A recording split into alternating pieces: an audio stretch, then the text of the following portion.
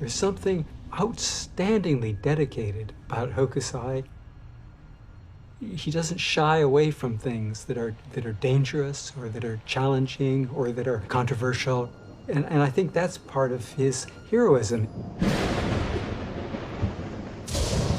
バリバリバリとこう雷に打たれた。それ以来、北斎はめきめきと頭角を現して世界的な石まで上り詰めたと言われております。Hokusai is the person who invented modern art. He's the person who taught us that you don't need to stick within the tradition in which you were brought up. You don't need to follow the master. You can cut and paste and bring things together. I must have first seen Hokusai prints when I was at the art school in Bradford. Their depiction of space, his way of looking at the world, appealed to me straight away. Hokusai saw that on a flat surface, everything is an abstraction, everything. I mean, I was inspired by Hokusai there. From the time when I was 6 until I was over 80, not a day went by when I didn't take up my brush. And yet I still can't even paint a single cat. It won't come out as I wish.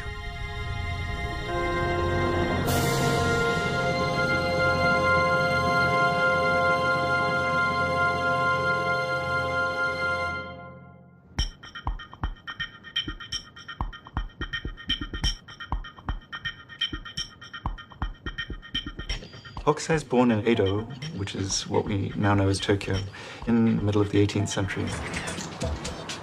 It's the biggest city in the world, so it's a thoroughly commercial, thoroughly sophisticated place. A consumer society, if you like.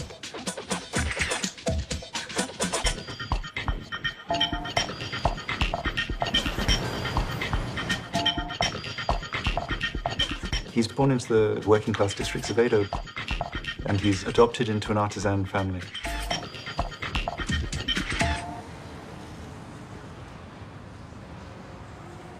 Hokusai was born and lived for most of his life on the east bank of the Sumida River. And the Sumida River is a locus of transport, but also the river was turned over, particularly in the summer, to fireworks and big barges with banquets and partying. So I think Japanese people would have associated the Sumida River with pleasure.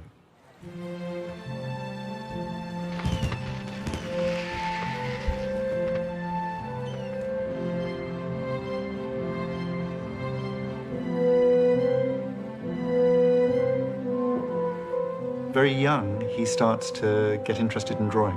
By his account, from the age of 6, he was drawing things all the time. And he's born in the right place at the right time, a society with a huge hunger for sophisticated renditions of the world around them. And there's a huge demand for prints of the celebrities of the day.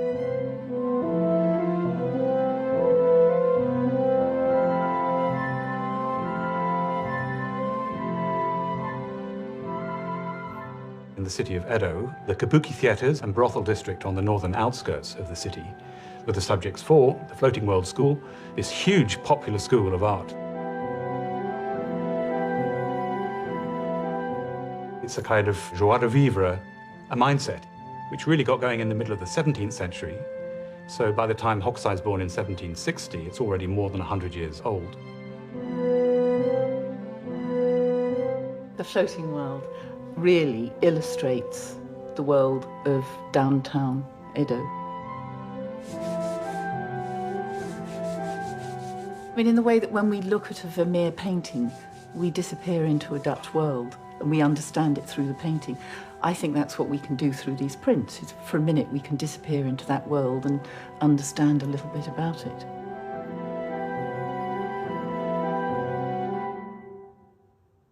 The process by which these prints were produced, there was a publisher. That was the person with the money who knew which courtesan was really popular, which actor was really popular.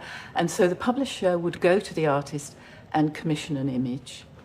And it would then be taken to the carvers who carved the blocks. And when the blocks were finished, they were taken to the printers. As a teenager, Hokusai apprentices to a woodblock cutter. So the first thing he does as an artist is learn how to cut the blocks. It's a very complex process. The original drawing, which is on very thin paper, is reversed and actually glued down onto the blocks.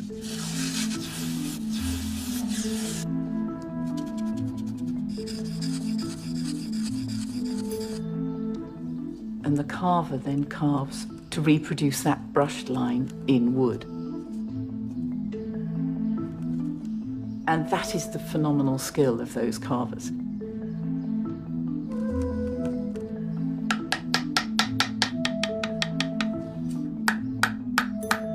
One of the greatest challenges when you're trying to carve a brushed line in wood is how you imitate that part of the line where the ink is starting to run out, which is highly valued aesthetically in calligraphy.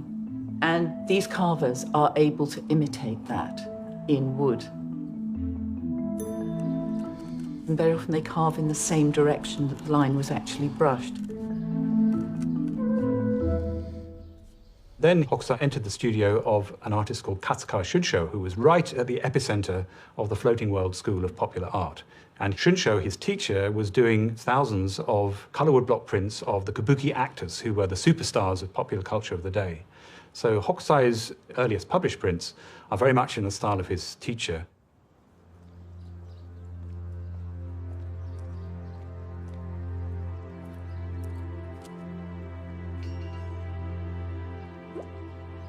Katsushika という役者絵があるのですが、それは北斎のデビュー作に近いものではないか、デビュー作ではないかとも言われているものでして、すごく小さな絵ではあるのですが、細かくそしてキレのある線で描かれていて。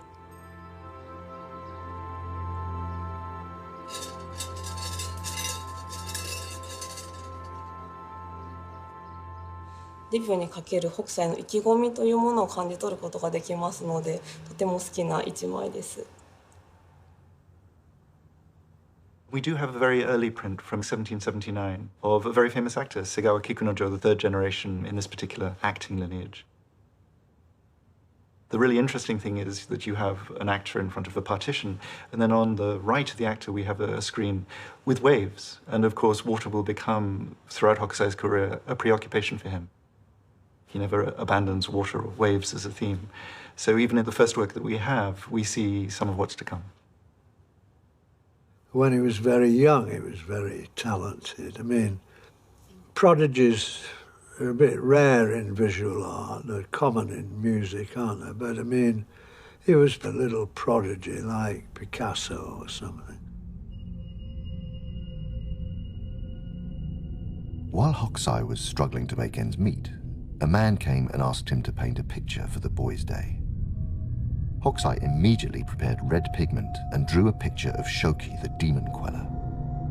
The customer was very satisfied with the picture and paid the artist 2 gold ryo. This was the payment that ultimately made Hokusai confident that he could earn his living as an artist, and vowed to the Bodhisattva Myoken that he would succeed. Hokusai's family belongs to a particular sect of Buddhism, but in fact, for Hokusai, the divinity who becomes enormously important is Myoken. Myoken is a Buddhist deity, if you like, a bodhisattva, associated particularly with the North Star. And at a certain point in his life, he renames himself by the name we know today, Hokusai. It means North Star Studio, actually. It's the one point in the heavens that doesn't move, whereas the whole of the rest of the heavens move around it. So for Hokusai, it's a fixed point, which is a potential source of huge spiritual strength. We do know that for Hokusai, Myoken is associated particularly with the Hoshoji temple, which still exists today. It still has a hall within it dedicated to Myoken. And Hokusai himself produces an image of this quite early in his career.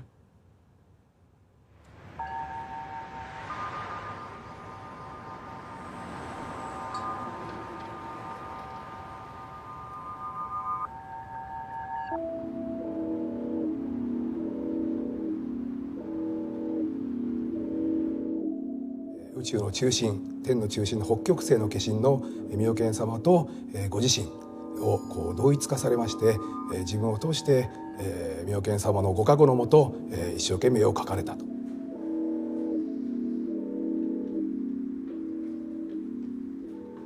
一番初め北斎絵を描き始められまして、なかなか思い通り自分の絵を描くことができなかったようです。その時に21日間この柳島の妙見堂妙見様に立派な浮世絵師になりますようにと祈願をかけられました。その21日目の満願の日の帰り道に一点にわかに書き配りまして、バリバリバリと雷に打たれた、そして北斎田んぼに転げ落ちたという逸話がございます。それ以来北斎はめきめきと頭角を現して世界的な石まで上り詰めたと言われております。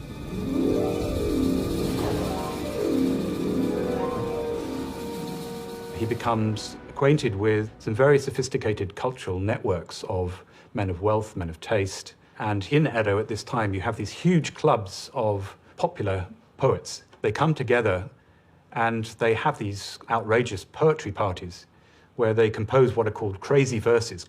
And it's Hokusai is one of the artists of choice who they then hire to do little beautiful designs to accompany their poems.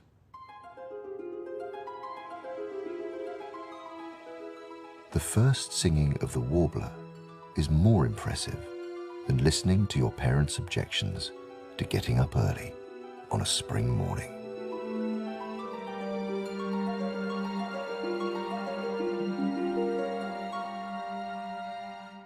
Moving into the early 19th century, there's a new genre of popular illustrated literature that is really big.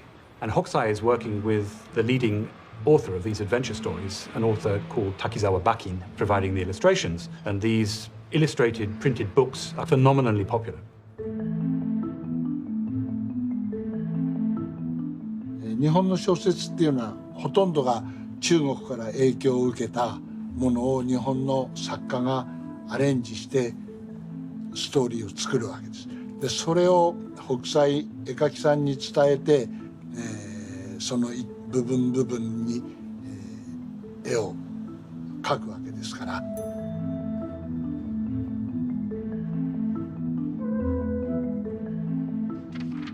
よほど理解力と腕が立たないと描けない。面白いことにこの北斎っていう方は非常に腕が描き方が卓越してたので作家を選ぶこともあるし、逆にその版元から北斎でないとこの挿絵は務まらないという指定があったりもしたようです。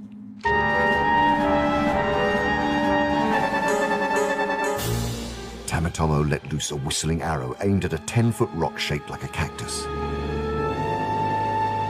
The rock split right down the middle, sending bits flying in all directions. A big chunk fell into the sea and spray shot up like the blow of a whale in the shallows. Waves struck back against the land and the ground shook. 結局これを一般的に手ずれって言いますけども、その当時の方々が、たくさんご覧になられた後ですね。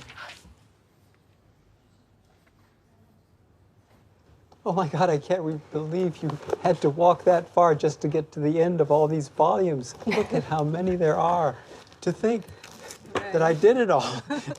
In the early 1980s, I started Catalog Raisonné of Hokusai's prints. And by the end of the 1980s, compiled about 15,000 photographs and, in fact, doubled Hokusai's known work. But that was just the tip of the iceberg with Hokusai.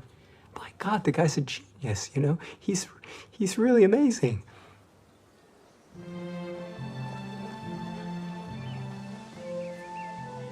When Hokusai was 45, he came to the notice of the shoguns, the military governor of Japan. So the shogun put out the word that he'd like to have this artist do him a demonstration. But the leading painter of the day, Tani Bunsho, was also invited. And Tani Bunsho painted these breathtaking landscapes and mountains and things like that. And then it was Hokusai's turn.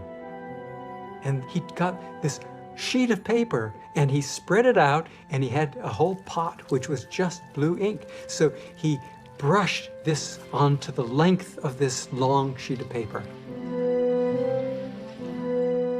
And people were just sitting there. The shogun was sitting there. What on earth is this all about? And so then he opened a basket and he took out a rooster and he dipped the rooster's feet in red ink and he then plopped the rooster along the length of this blue strip. And then when he finished doing that, they said, this is autumn leaves on the Tatsuta River, which is a famous subject of classical painting. And that took everybody's breath away. His clever trick was a pure surprise to everyone present. Shizunro Buncho, who was sitting next to Hokusai, said, I could not keep my palms from sweating.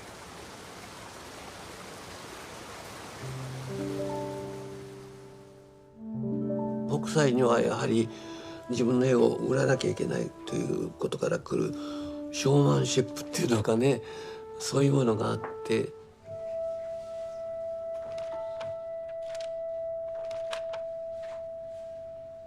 巨大な作品を描いてその後で米粒に米粒に絵を描いてみたいわゆる米粒画家子供のような人だったという面もあると思います。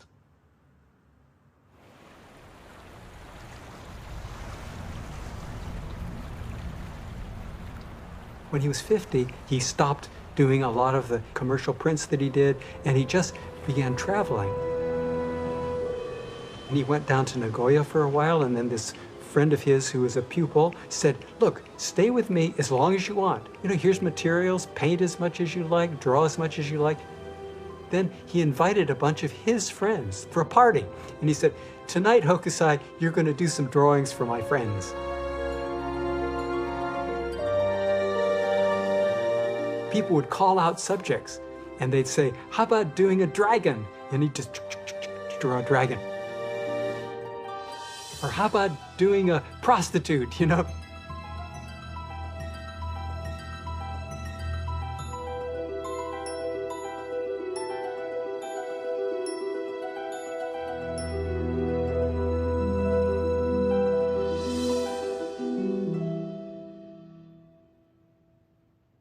And that carried on through the night. And a publisher who lived in that area thought this would make a great book to publish. And so they compiled all these things, and that was the first manga, which means random drawings. Enormously influential, and they really took off. .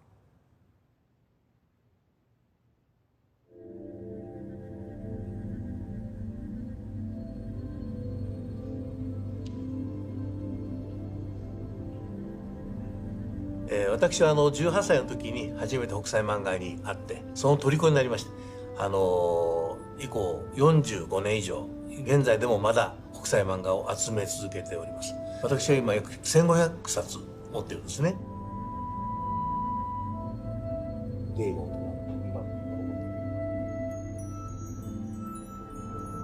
5年ほど前から、突版さんと一緒にその私が持っている北斎漫画の一番いいものからをデジタルアーカイブ化しましていろんな方にその魅力をもっと知ってほしいということをしておりますこんなことが書いてあるただ日常のことじゃなくて歴史的なことも書いてある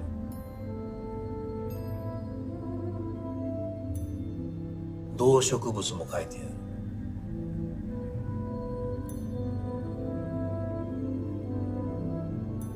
天候の言葉あるいは妖怪やお化けも出てくるでそうするといろんな意味でも今の漫画の本当に先取りをしてて原点と言っていいと思いますね Hokusai himself titled Hokusai manga. He used the word manga, but each illustration is quite different from modern manga. It's a very good point. Hokusai's manga, when you look at it, it really draws you in, but there is no storyline. Whereas Hokusai's illustrated novels propels you through visually. So Hokusai's manga and Hokusai's illustrated novels, when taken together, can be seen as a foundation for contemporary manga. They're separate and they're different, but they all are incremental steps to getting what we have today as a fully line-driven narrative.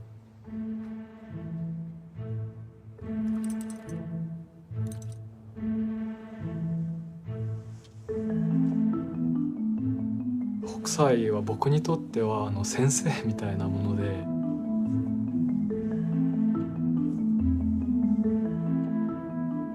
大学の時には学部の時には毎日彼の絵を模写して線とかを学んでました。現代の日本に生きるアーティストとしてちゃんと見直さないといけないなっていう思いがあって、やっぱり模写をしたりとかしながら線一本だったりぼかし方だったりっていうのを学び取るようにしてます。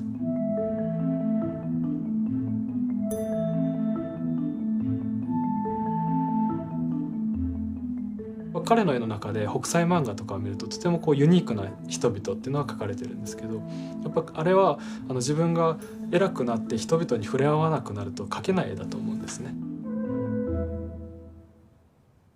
He did observe all kinds of things, all kinds of people. I mean, the drawings are marvelous drawings. They're beautiful. I mean, he's always looking fresh. He's a great artist, Hokusai, a great artist, yeah.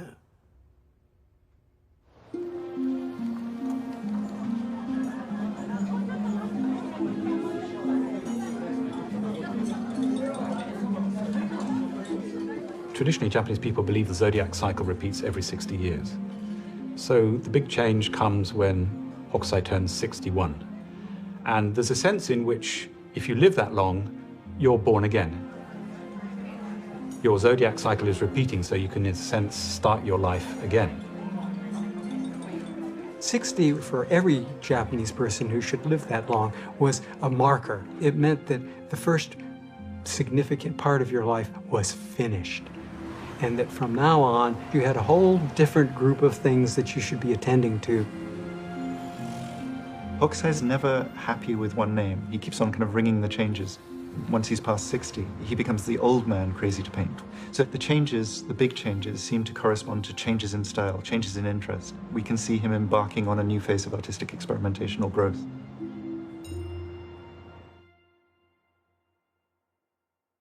People think of Japan as closed during this period. It wasn't.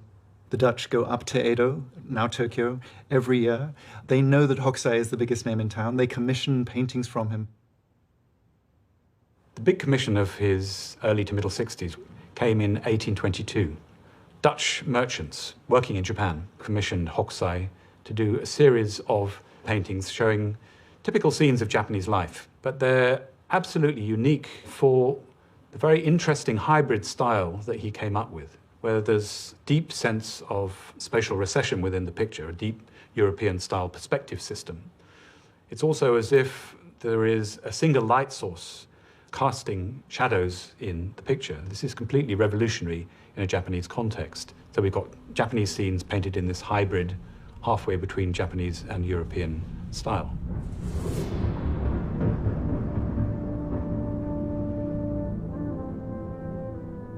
There's an incredible scene where travelers are suddenly caught in a thunderstorm. There's a lightning flash across the back of the picture, and the figures are caught in this fitful light. It's almost like a strobe light with a really dark, thunderous sky behind. And again, this is really totally revolutionary in a Japanese context. Things seem to be going well. He has this major commission from the Dutch, which he successfully completes.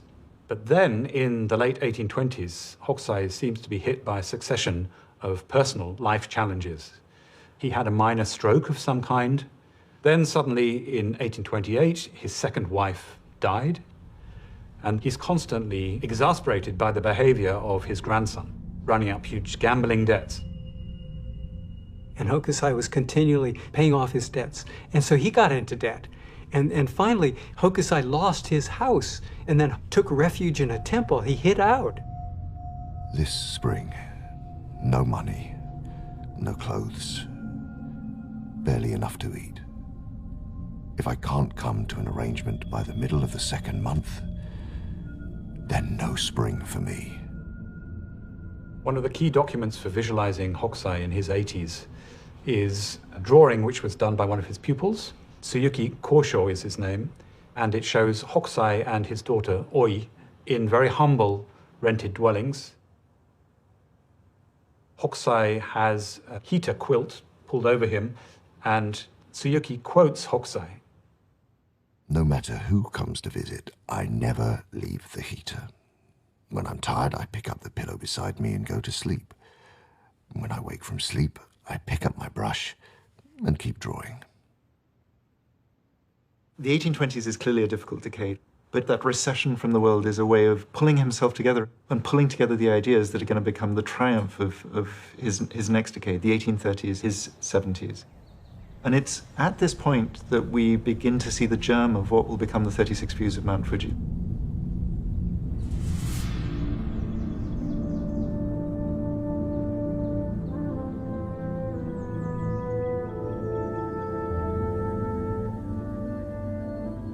Ever since earliest recorded times, Mount Fuji has been important to Japanese people. It's by far the largest physical feature in the Japanese islands and dominates completely central Japan and the area around it. It was celebrated in literature, but more importantly, perhaps for Hokusai, Fuji was always considered a deity.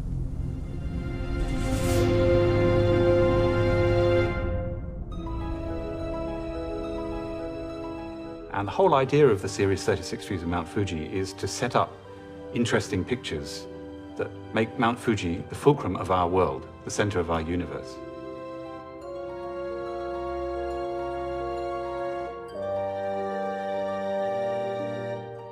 Fuji さんはただの登山のための山じゃなくて、信仰の対象としての山であったと私は思っております。まるで座禅を組んでいるブッダみたいな不動の姿というふうにも取れるわけですね。富士山北斎はむしろそれを狙ったんじゃないでしょうか。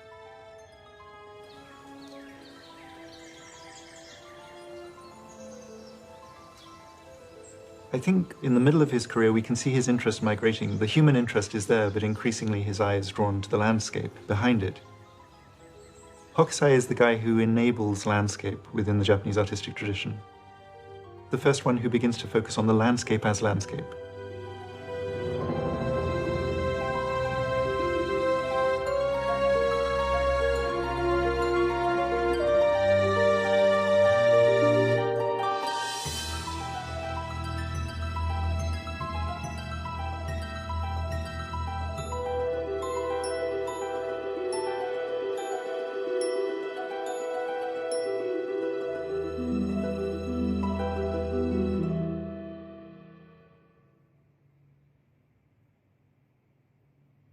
The Great Wave is undoubtedly Hokusai's most famous work by far.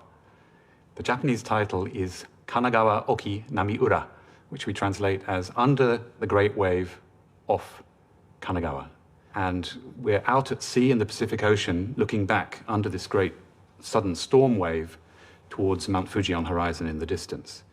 Hokusai has digested the lessons of European perspective that he learned in his middle years, and now he's playing with that.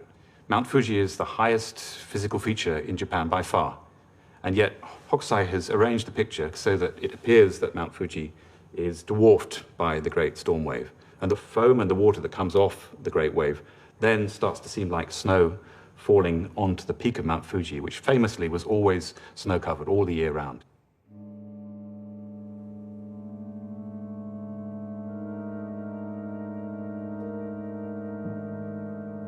Many people don't notice at first that there are actually boats in this picture. There are 3 of these fast delivery boats, and they've taken delivery of a catch from the fishing fleet, and they're trying to deliver it as fast as possible to the fish markets in the center of Edo. And then suddenly this freak wave has come up, and the oarsmen are all cowering down. They've obviously made the decision to go straight through the wave rather than try and escape from it.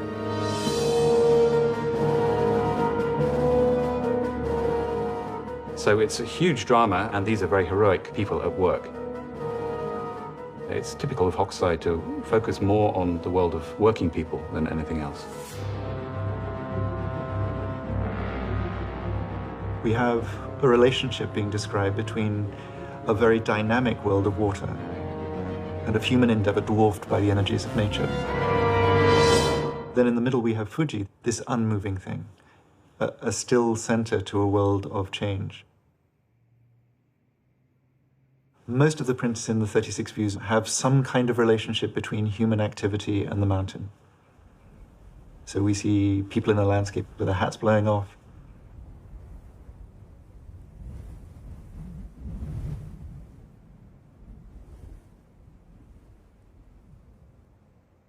People working in Edo itself. Hokusai is interested in the human world, he's interested in the natural world, he's interested in the spiritual world. Above all, he's interested in the relationship between these things.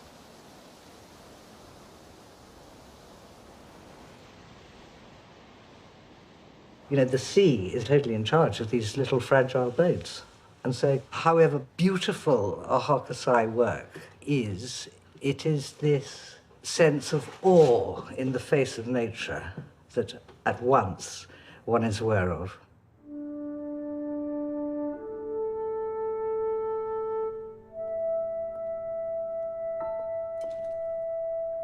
This curve of the wave, which I find to be the most difficult thing when painting the sea, is made from many curves, and the fact that that line changes adds to the movement of the wave.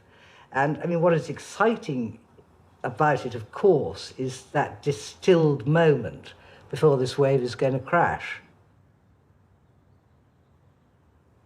Well, I see it in one of his earlier paintings, an early wave which is pretty solid and static. I mean, it could be a building, really. It doesn't immediately say water. I mean, I think there were 20 years or something between these waves, and it's sort of earlier prelude leading up to, I mean, what has become the iconic image of Hokusai.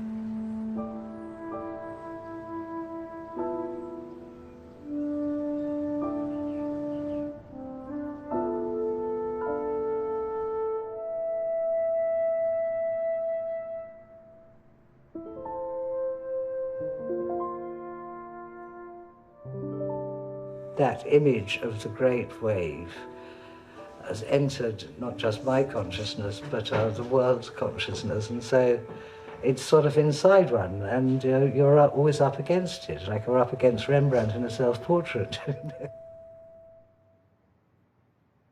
I'm really coming to think that in this image particularly, Hokusai is inventing modern animation. The great wave is caught just at the moment where it's about to fall, and all of the little tentacles of foam are just caught in suspended animation, like the claws of an animal coming down, threatening these fishing boats. This, to me, is anticipating modern animated cartoons. Disney animation, for example, is very similar. You've got a bold outline and very flat colour.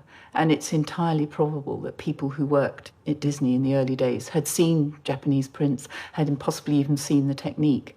And that aesthetic carried over into the early days of the films.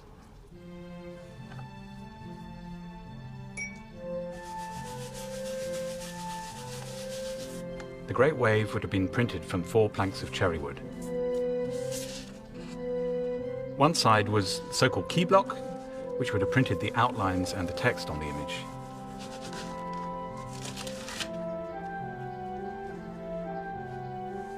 The rest of the blocks would have been left in relief to print each of the colours in succession.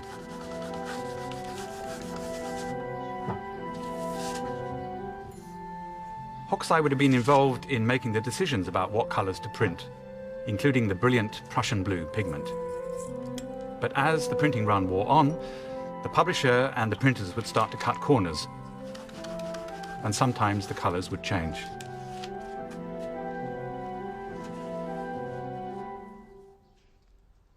The audience for a print like this is anybody. If you had just more than the price of a double helping of noodles, you could buy a Great Wave in 1831. These are mass-produced, maybe as many as 8,000 impressions of this design printed at the time. It's an incredibly democratic art form.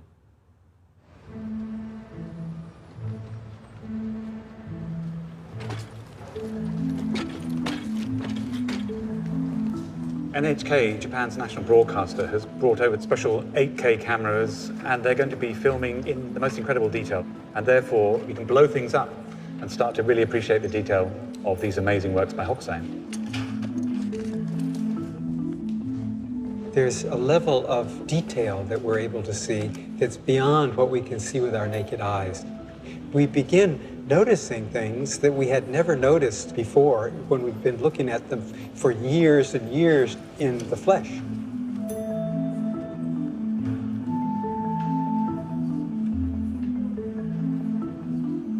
This is a treat. Yes, it is. It sure is. In Japan, interestingly enough, the most important print is not the Great Wave. The most important print is what we know as Red Fuji. Clearly in Japan, in the modern period, Fuji itself became the center of a very important set of ideas about national identity. You didn't want Fuji from a distance, you wanted Fuji in its glory.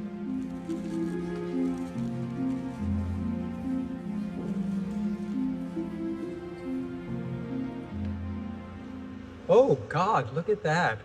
Wow. Oh, that's astonishing. What's happening here, I wonder? I'm seeing something like a wiping line. Yes, Are you yeah, seeing those yeah, kind no, of I do. horizontally? The top lines of these clouds have been fairly smoothly cut, whereas the bottom edge consistently has been abraded. He's using really abrasive leaf over rush. So you use it as a kind of sandpaper to give it, it's not a sharp line, it gives it a kind of fudged quality. Yes, it couldn't be anything else. Couldn't be anything else. Yeah. What an amazing effect. Uh-huh. I mean, it's brilliant. It's a brilliant conception. Because otherwise it would look totally dead. Yeah. And I suspect on all of the reproductions that are ever made, it probably is just a straight line.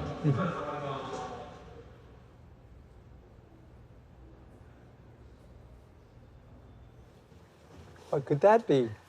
Nothing but surprises. And certainly this is really large volume as well. When I started really working on his art, I realized that what came to be known as Red Fuji, Hokusai never meant to be red. In fact, he probably would have been scandalized if he saw it looking like it looks in these pictures here, you know. But I was visiting a Swiss collector in Basel, a Dr. Walter Wehrli, who had a small collection, and we were looking at his prints. And then he said, now I have one other print I'd like to show you, but I have to apologize for it because it's so faded.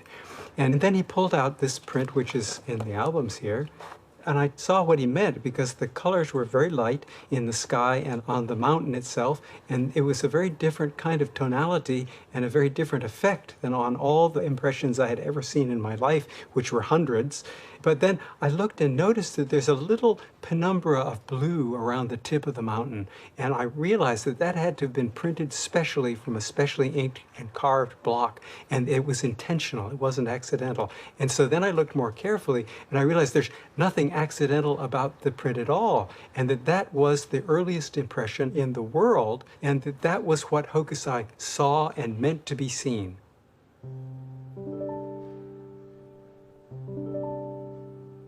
It was harder to print for various reasons, and the publishers, who weren't very scrupulous, they were just cranking them out, and so everybody got caught up with Red Fuji, and it was enormously popular in his lifetime and afterwards.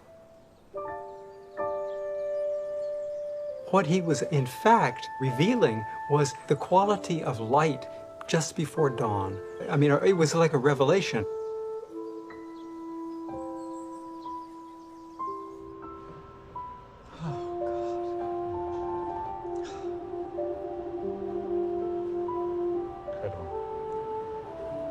What this technology has given me a chance to discover is that the pink Fuji is even more complex than I had even dreamed of, because I've been used to thinking that these little tree-like shapes at the base of the mountain were all printed from one block, and in fact, they're printed from 3 different blocks, inked with very subtly different shades of blue. And so it gives the whole forest a very lively quality, which is extraordinary.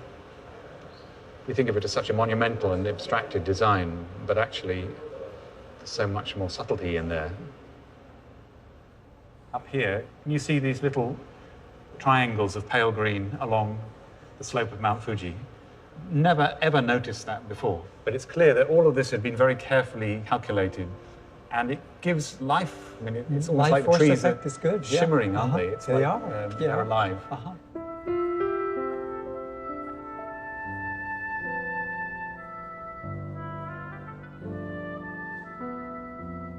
The discovery of this new version of the Red Fuji is a wonderful example of how something that has become a conventional icon of Japanese art in general is actually not what Hokusai had in mind at all. So what I was able to say to the Swiss collector was, Walter, this is not a faded imprint.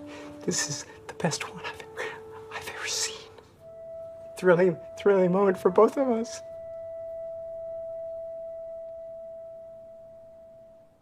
The 36 views of Mount Fuji did prove incredibly popular, and then straight on from that, they start to issue even more Fuji designs, the famous 100 views of Mount Fuji.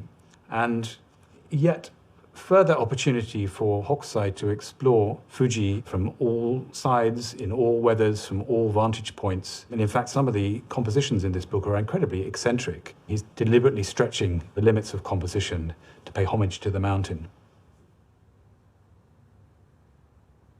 At the back of volume 1 of 100 Views of Mount Fuji is like a little potted autobiography. This is Hokusai looking back at his career up to this point, up to his mid-70s, basically dismissing it. From the age of 6, I had the desire to copy the form of things. And from about 50, my pictures were frequently published. But until the age of 70, nothing I drew was worthy of notice. At 73 years, I was somewhat able to fathom the growth of plants and trees and the structure of birds, animals, insects and fish. Thus, when I reach 80 years, I hope to have made increasing progress, and at 90 to see further into the underlying principle of things, so that at 100 years I will have achieved a divine state in my art. And at 110, every dot and every stroke will be as though alive.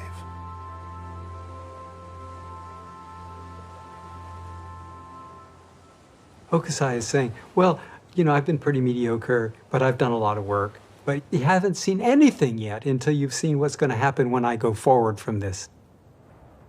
He always thought he'd get better. Well, the Chinese have a saying, painting is an old man's art, meaning you should get better because you know more and you've more experience of doing it. I like to think I'm like that, actually. People say I've gone off, but I don't think so.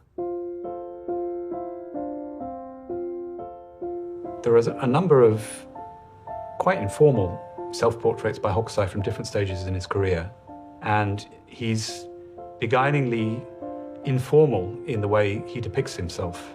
It's not a pompous view at all. In the early period, when he's working a lot on the popular literature, he comes in almost as a tiny cartoon character in some of the pictures. But later in life, thinking of his 80s, he does a little lightning sketch of himself pointing, gesticulating quite excitedly to something outside the picture and seems to be talking to somebody at the same time. And then text above the self-portrait is apologizing for not producing what the publisher wants and saying that he's sending instead some old drawings, which Hokusai did in his 40s, so 4 decades earlier. And although he was an immature artist at that time, maybe there's something amongst these drawings that you can use.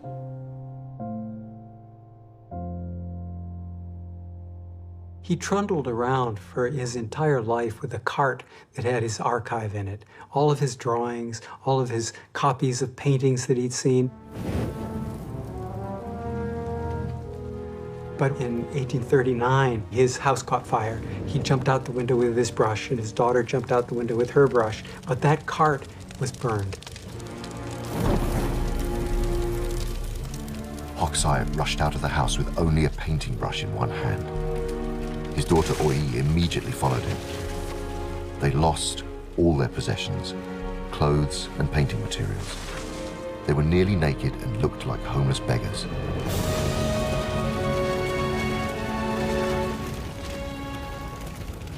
And from that time on, he didn't do any more drawings, he didn't do any more prints to speak of, and his life took a radical change. In Hokusai's 80s, and certainly in the last 3 years, 88, 89, 90, it's almost exclusively paintings that he's working on.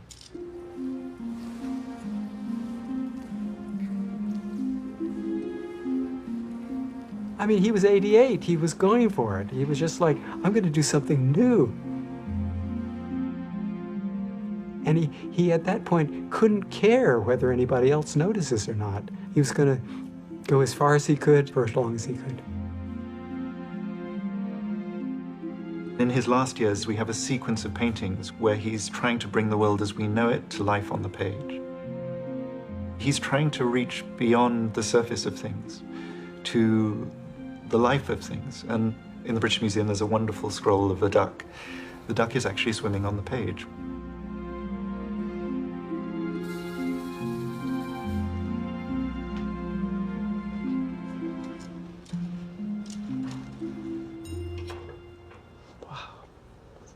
It's astonishing, just astonishing. I'm so much more aware of individual strokes. Yeah, and absolutely. Because you can see there's lots of small black accents, which are separate strokes. Yeah. Completely separate strokes. And different colors. Black on top of grey. Yeah. It's a wonderful, wonderful painting. And when I look at the feathers, you can just see that they're varying thicknesses of line. They're spaced not evenly, not uniformly. I mean, there's just a rawness about the detail in that painting. Nobody but he could have drawn the ducks.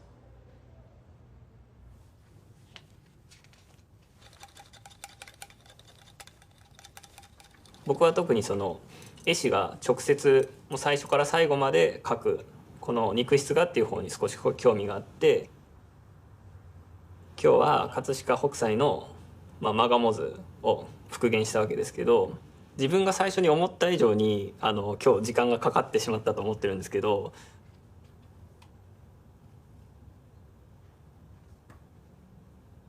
写真を見ても分かるんですけど、こう絵の具の層の重層といいますか、こうレイヤーがやっぱ複雑といいますか、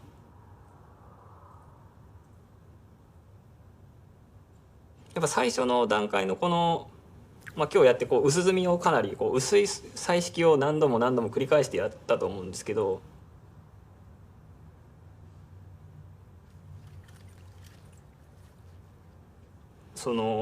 このマガモの質感を出すまでに相当こう手を入れてるなっていう印象はありましたね。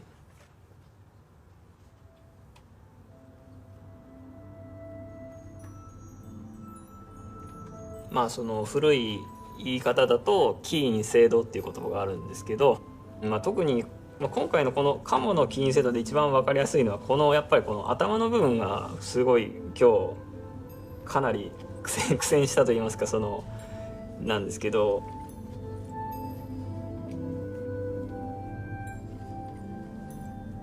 やっぱりこう単純なベタ塗りではない、やっぱりその絵の具がその毛並みになるというか、その質感を表すというか、絵の具が絵の具ではなくなるところまでやっぱりちゃんとこう考えて描いている感じがします。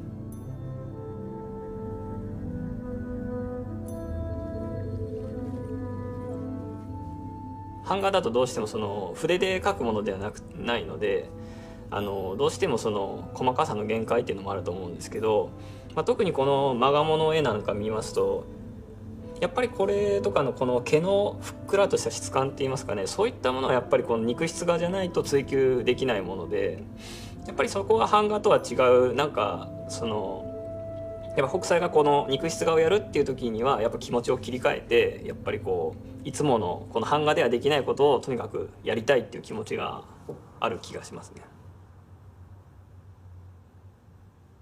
北斎のアニミスティックなものの見方の代表だと思いますけども、鉱物であるか動物であるか植物であるか、それにかかわらず全てのものに生命が宿るというのがアニミズムの考えですけども、まさに北斎の描くものを見るとそういう印象が強いですね。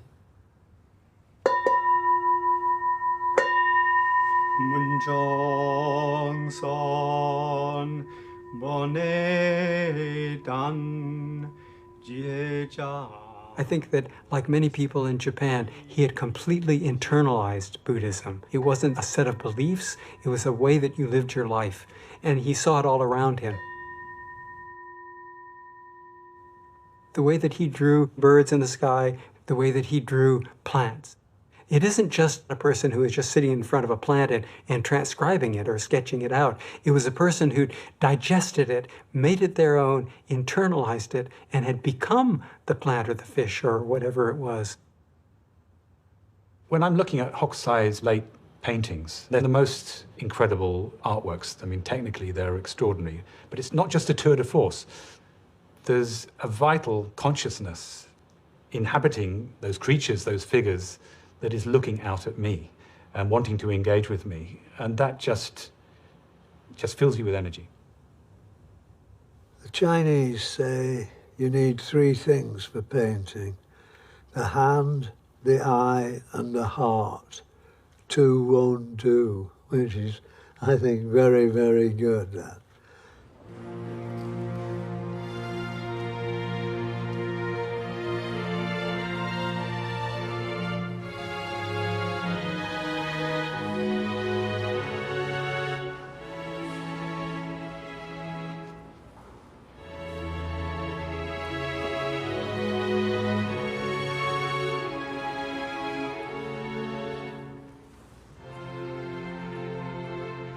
It's a spectacular painting. Absolutely incredible. Both of them are. What a pair.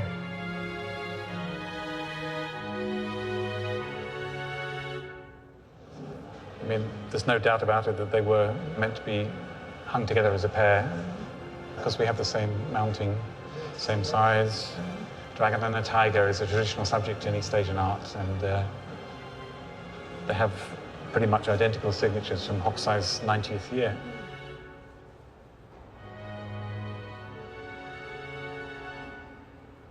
The dragon is coiling up out of a tornado that it's making itself and staring out at us with this incredibly inhabited expression.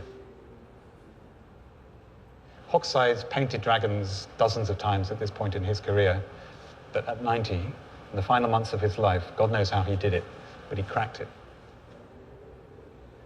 We felt when we were looking at images of this painting that it must have been painted in reverse, basically starting with the color of the paper, which is the highlights all over the composition, and then working back through a succession of ever darker shades of gray ink until you finally get to the black. So you're working in reverse. Hokusai has mentally worked all of this out before he even touches the brush to the paper. So underneath all of these individual dragon scales is a line which has completely different character from its neighbor.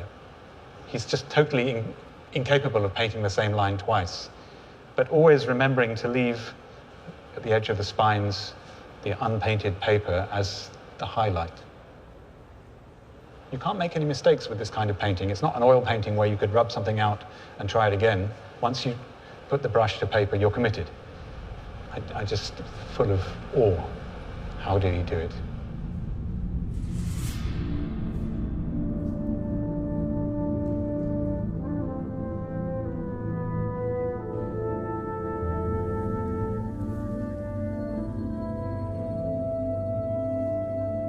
In 1849, he was renting a lodging from a temple called Henjo Inn, doing the paintings of his final few months. He died at the end of the 4th month of his 90th year, so there's just a few months when the paintings which are signed aged 90 must have been done. And these include the sublime painting of the dragon flying into the sky around Mount Fuji and going off up into the heavens. It's glorious. Which is rightly regarded as one of the most sublime late Hokusai works. It's so moving because he's bringing together the imagery of such a long career.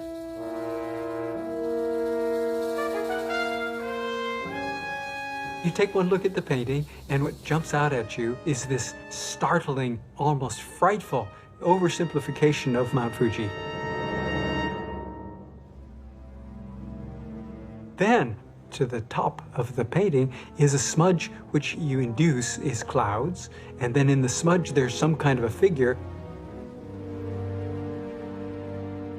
But then you see it's a dragon floating up and drifting up above the mountain into the sky and disappearing. And then you think, well, son of a gun, you know? Well, that's almost like an epitaph for himself. He's saying, so long, you know, enjoy my work. You know, you'll really get a lot out of these pictures if you get into it like I did.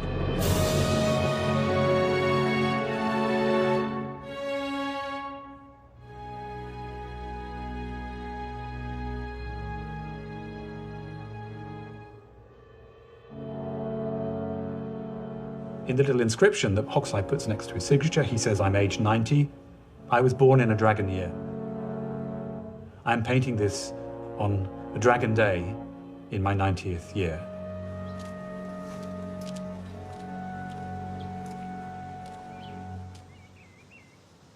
Hokusai さんのお父さんお母さんが正教寺のお檀家だったもの。その関係で北斎さんも正教のお檀家ということで、はい、うちの方に埋葬させていただいております。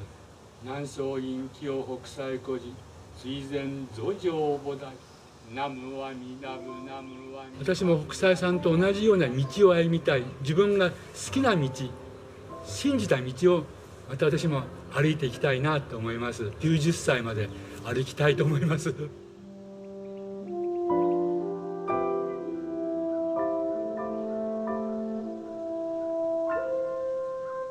There's something so outstandingly dedicated about Hokusai and about his stalwart approach to what he was doing.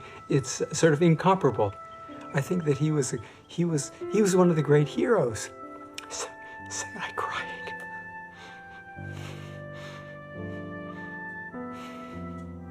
He never gave up. He kept experimenting. He kept doing new things. He just felt that he had. If heaven will afford me 5 more years of life, then I'll manage to become a true artist.